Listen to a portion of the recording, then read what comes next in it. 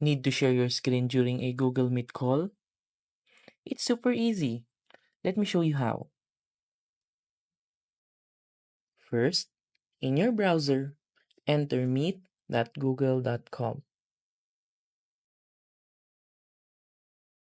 Then, create a new meeting, or you can just join a Google Meet call by clicking the meeting link or entering the meeting code.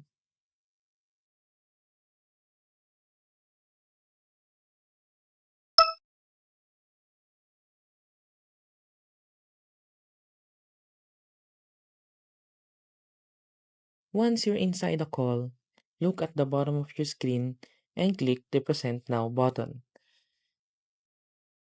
You will see three options: your entire screen to share everything, a window to share a specific app, Chrome tab for a single browser tab perfect for sharing a video with sound.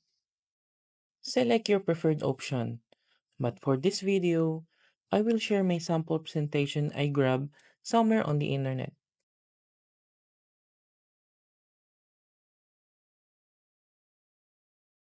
To stop sharing, just click Stop Presenting at the bottom or close the shared window. And that's it.